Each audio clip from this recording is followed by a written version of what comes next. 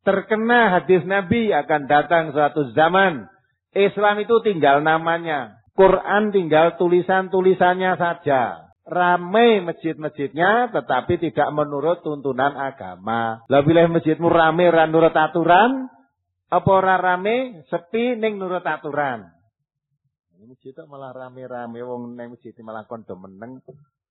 Nek wong rame wong maca Quran banter-bantere nek kono ning wong salat kon nglirihke kok. Nabi ketika masih hidup mengajarkan, kalau kamu menunggu orang yang sekaratul maut mau mati, tuntunan kon maca la ilaha illallah. Bahwa barang siapa membaca la ilaha illallah terus meninggal, ucapan terakhir dari la ilaha illallah, dia masuk surga. Ora, tambahi. Malah la ilaha illallah wacake Yasin. Malah wah nek la ilaha illallah kedawan. Allah tak wae, Allah. Itu kan? La ilaha bahaya loh. Kok nek la ilaha terus mati, akal loh. Tuntunan Nabi kan la ilaha illallah ya aja mbok kurangi, aja mbok tambahi.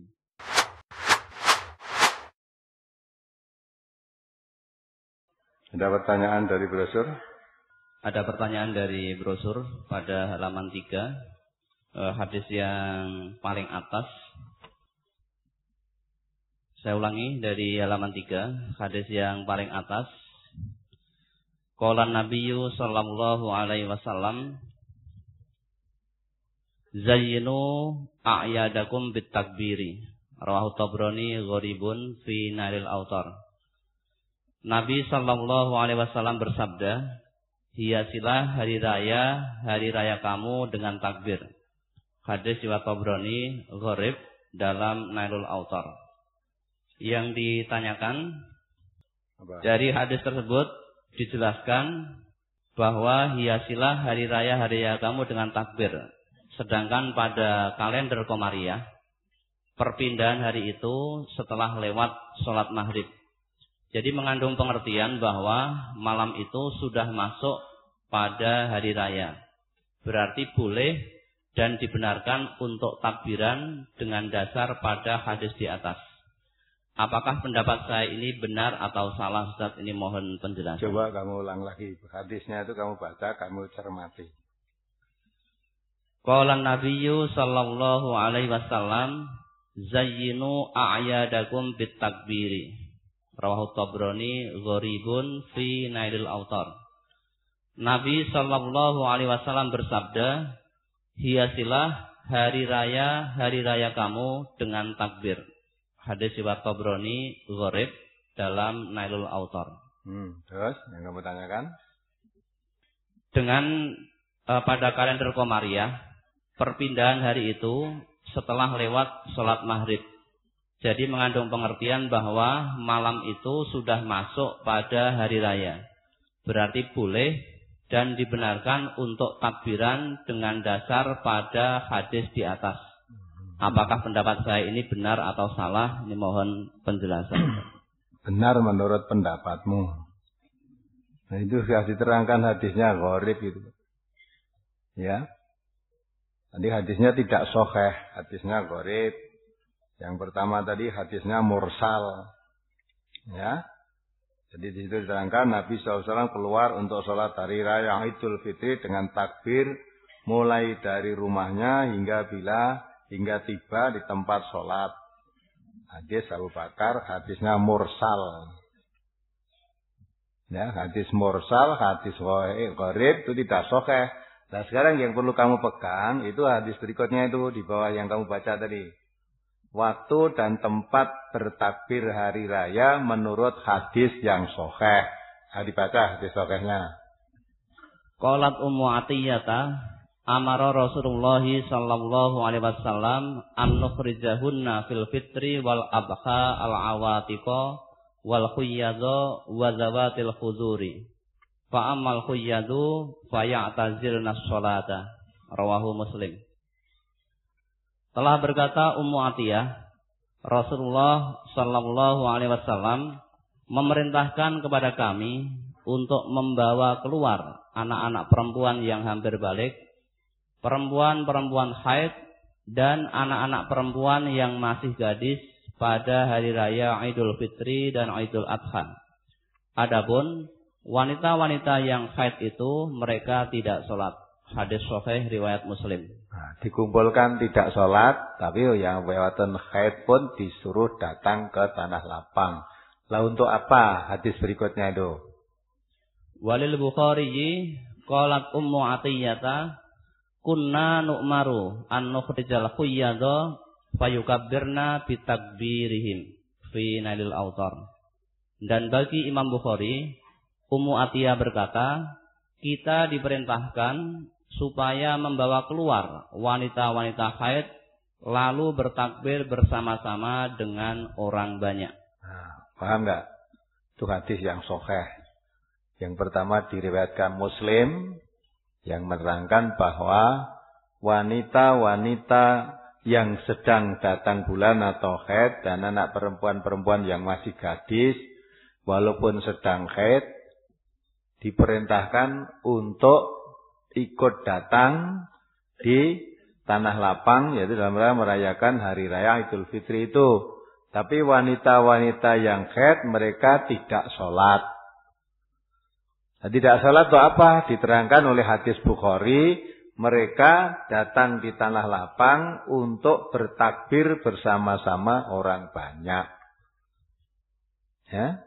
Jadi menurut hadis yang sahih, bertakbir pada hari raya Idul Fitri maupun Idul Adha itu di tanah lapang ketika menunggu sholat Id. Sampai wanita-wanita yang tidak sholat pun dianjurkan untuk datang, tetapi mereka tidak sholat, tetapi diperintahkan untuk membaca takbir bersama-sama orang banyak. Itu yang sahih. Adapun dari rumah takbir, keluar dari rumah mau menuju tanah lapang takbir sampai di tanah lapang tadi hadisnya mursal. Menerangkan di situ pada malamnya hadis hari raya kamu dengan takbir. Ya, Nabi bersabda, hiasilah hari raya kamu dengan takbir. Hadisnya itu gharib. Jadi kamu berpendapat malam hari rayanya itu sudah termasuk malam hari raya itu sudah hari raya terus dihiasi dengan takbir. Takbir keliling, takbir di masjid, tapi malamnya itu hadisnya gharib. Ya, yang sahih ya hanya itu takbir di tanah lapang. Malam itu enggak ada, kalau menurut hadis yang sahih, malam enggak ada suara apa-apa, takbiran keliling, pomene numpak truk lanang wedok dadi siji, terus nggawa gitar, nggawa ember dikurepke, nggawa tambur, ya, ditutuki gedombreng-gedombreng itu bukan cara Islam. Tapi mengapa itu banyak dilakukan oleh orang-orang Islam?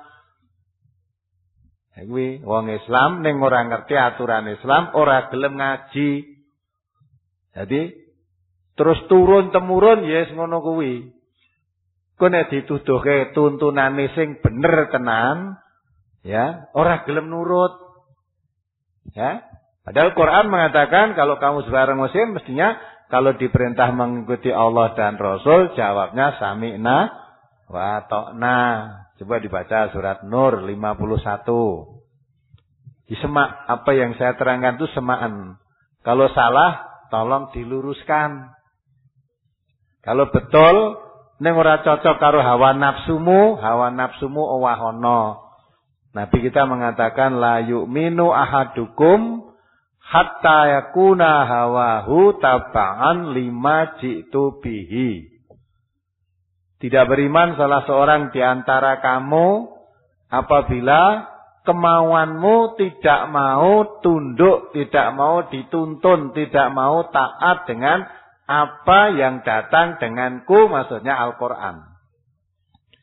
Kamu mengaku beriman, kamu juga berpuasa, kamu juga sholat. Tapi kalau perbuatan-perbuatan yang lain tidak mau tunduk dengan aturan Al-Quran, kamu tidak beriman sekalipun sholat.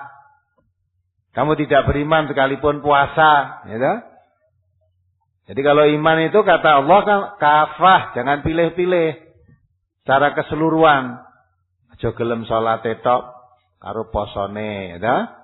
Nah, perbuatan-perbuatan yang lain tidak mau.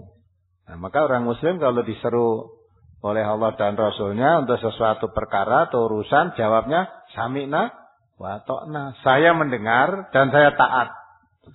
Sekalipun apa yang disampaikan itu tidak saya sukai, bertentangan dengan yang sudah saya kerjakan setiap hari dan sudah bertahun-tahun. Ternyata yang saya lakukan itu tidak nurut tuntunan, harusnya ditinggalkan. Jadi orang kok mubeng-mubeng terus. Nah, coba kamu lihat aja nanti. Malah muncul kelambi barang, bunga-bunga turut truk, ngolah nggo mercon ya ta.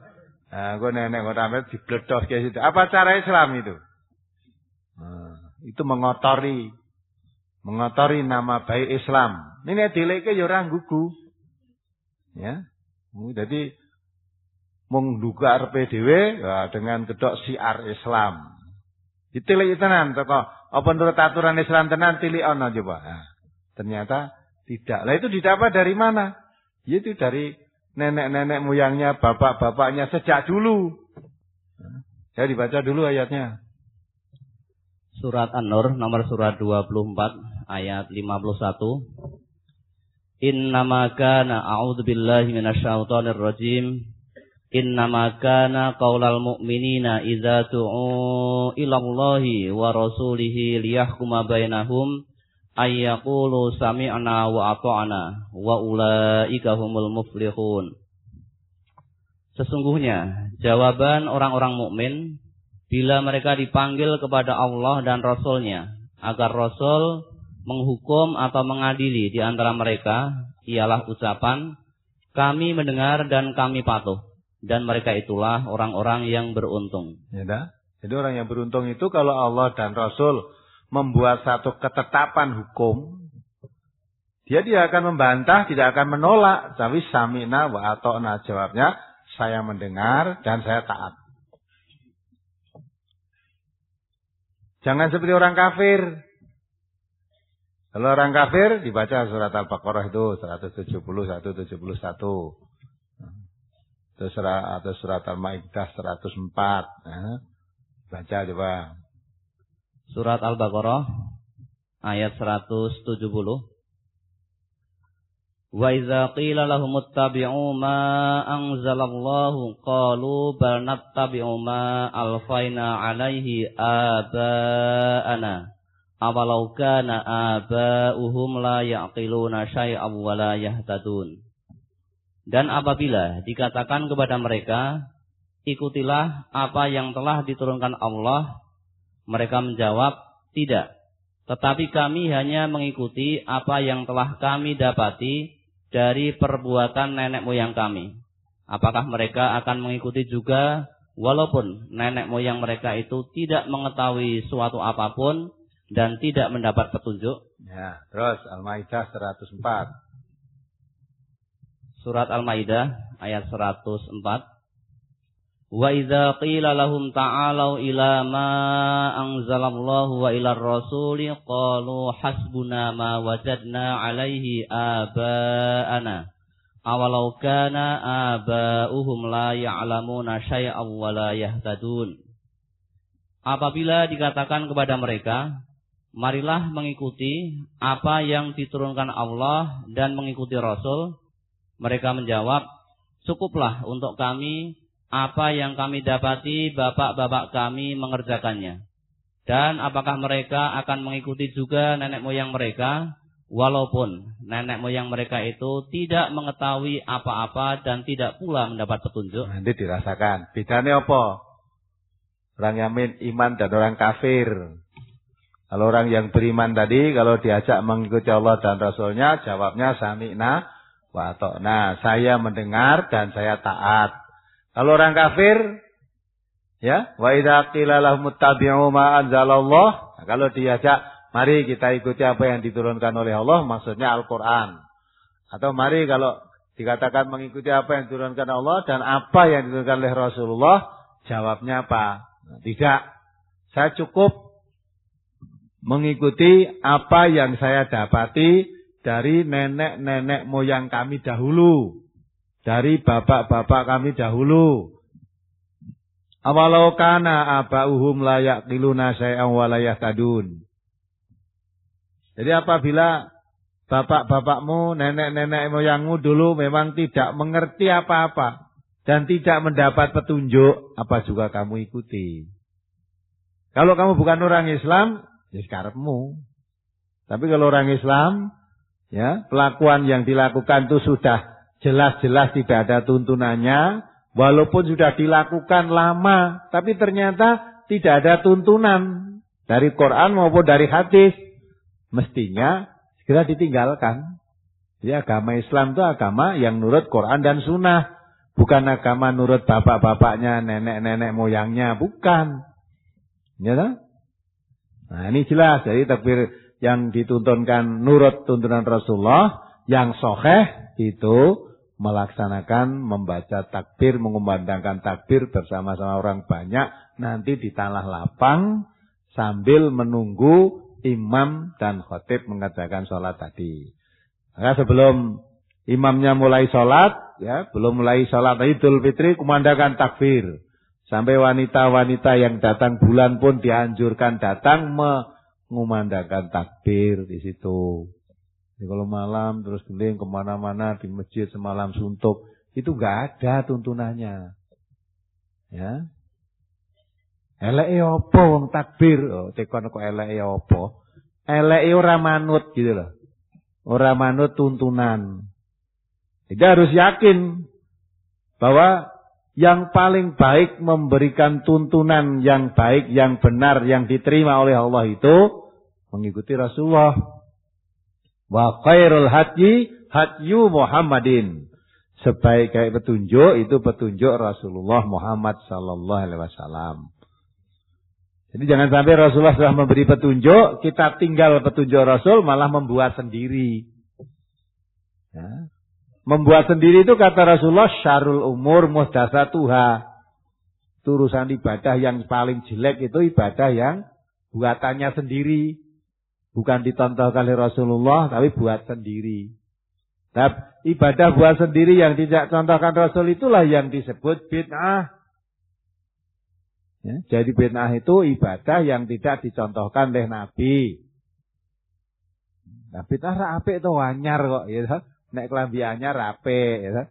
Nek ibadah anyar ya kullu bid'atin dhalalah wa kullu dhalalatin finnar. Ibadah yang baru zaman Nabi tidak ada terus sekarang ada itu sesat. Ibadah yang sesat itu membawa kamu ke neraka. Yang gugu tak kandani orang gugu ya terus no. Ya, kamu tidak ada paksaan dalam agama kan nggak ada paksaan. Nggak ada paksaan silakan terus. Maka itu kalau ngaji sing tenanan. Oke wong sing ora gelem ngaji Quran. Macane hadis, wae hadis ya mong sak tandake buku diwaca, wis di hadis. Dikirane saben diunekke kuwi hadis iki bener. Nek hadis tenan dari Rasulullah tenan mesti bener, ndak salah. Kalau dari Rasulullah tenan, ya sing bebayani kuwi dudu hadis terus dikandhake hadis gitu loh. Ya maka hadis macamnya banyak. Tidak semua hadis bisa dipegang.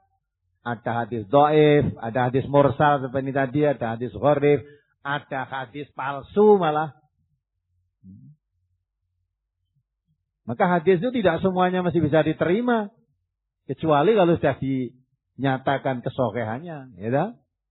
Tapi kalau Al-Quran sak cekeh ayat la raiba fi. Sak cekeh ayat wis. Ora enek sing diragokke meneh.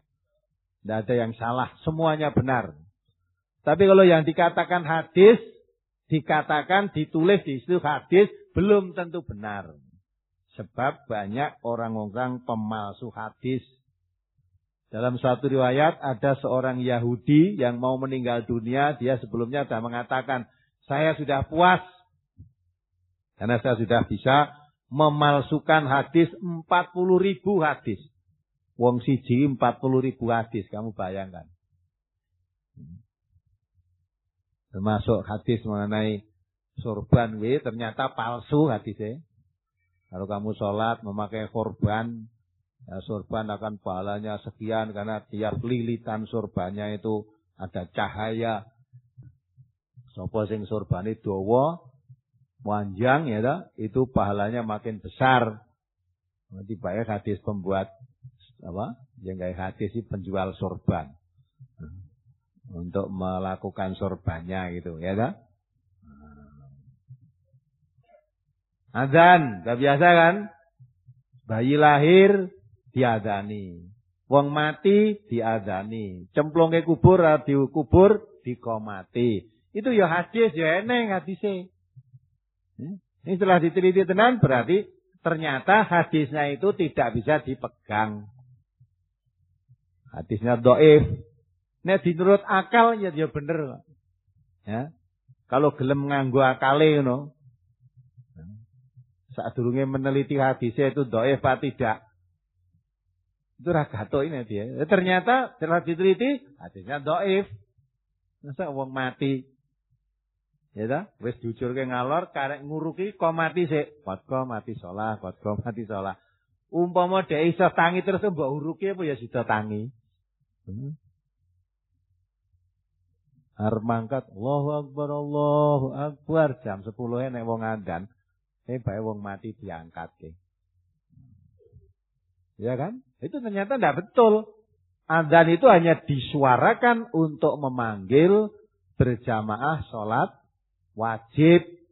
Tadi terangkan sholat Idul Fitri yang jamaah sekian banyak itu pun, Idul Adha yang sekian banyak orang itu pun tidak disyariatkan dengan adzan.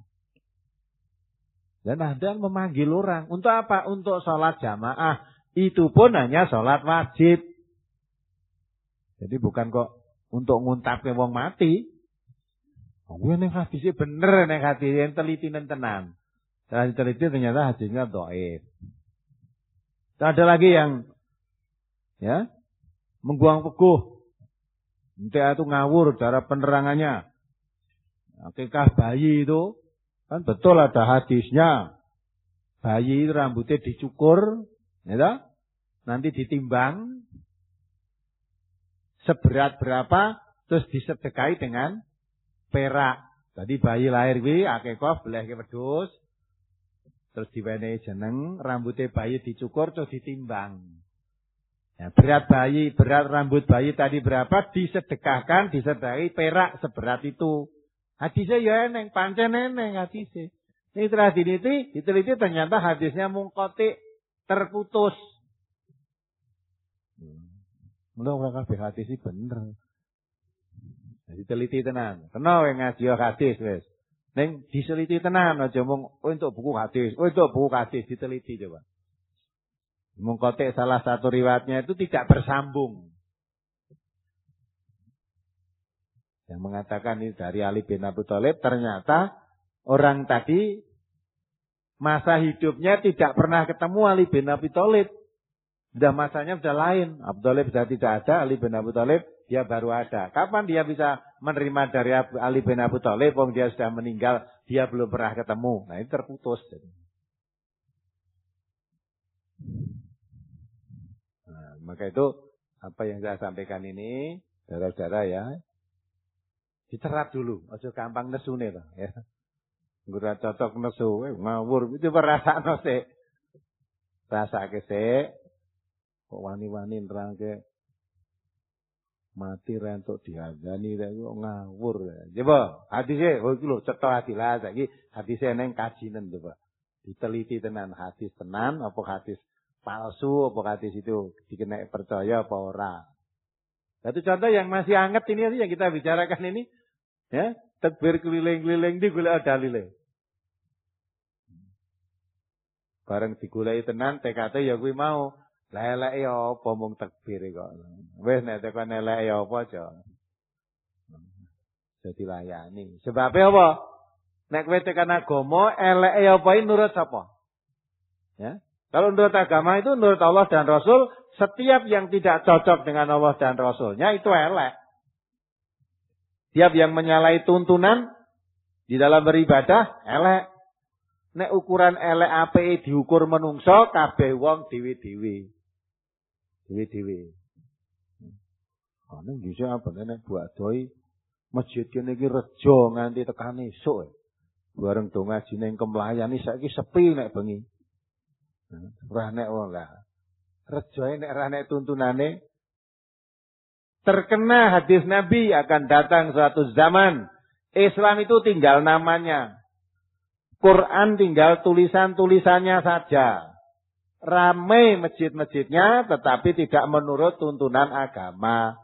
Lah bilih masjidmu rame ra nurut aturan, apa ora rame sepi ning nurut aturan. Masjid malah rame-rame wong ning masjid malah kon do meneng.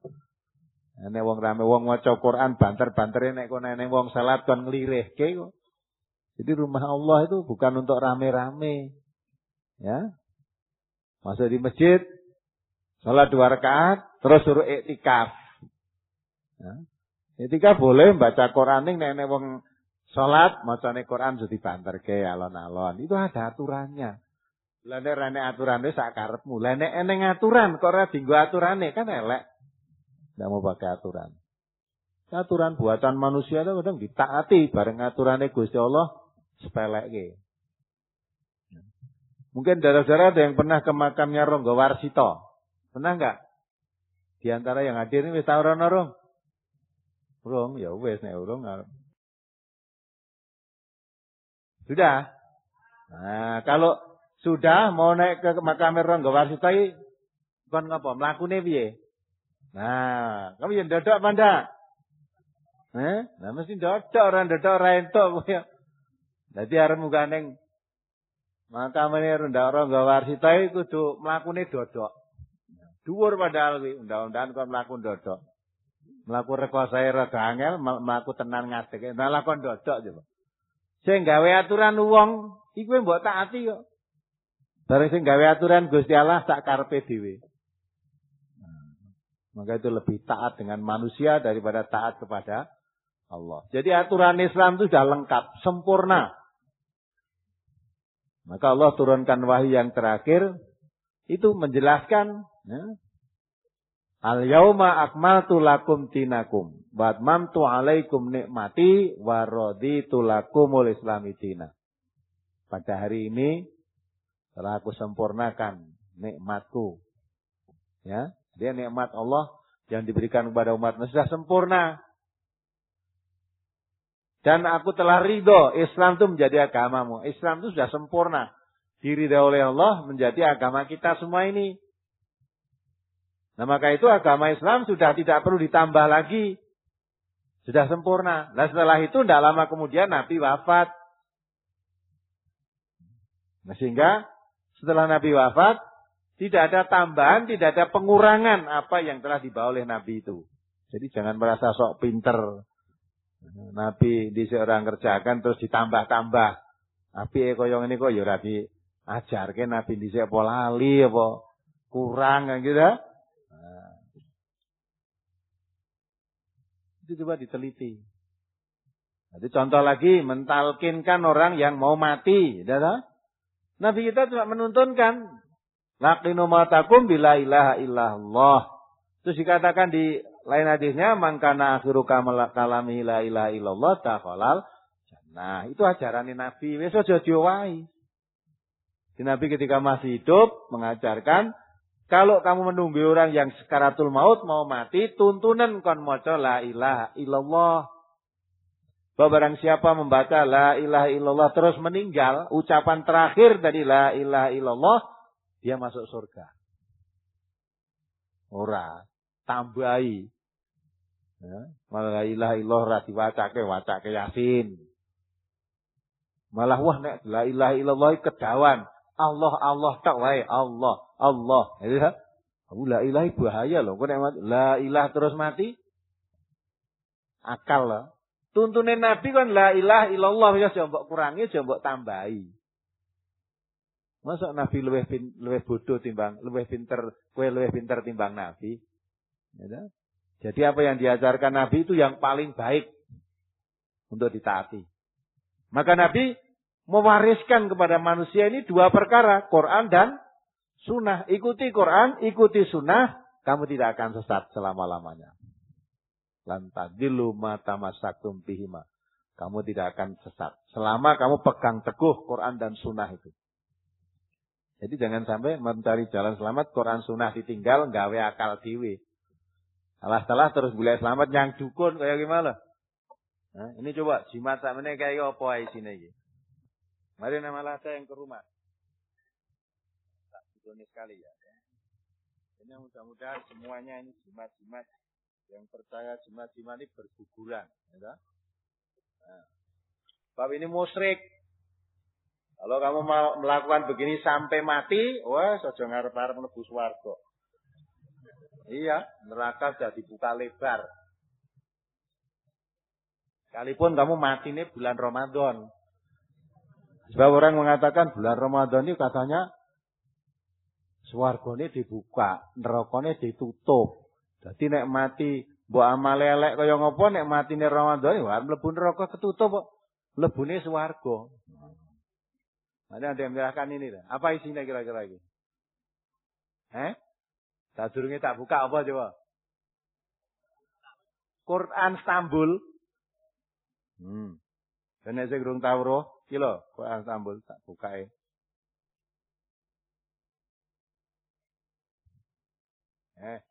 Coba lihat apa yang bisa maca iki nya. Dibaca, dilihat dulu, Abil.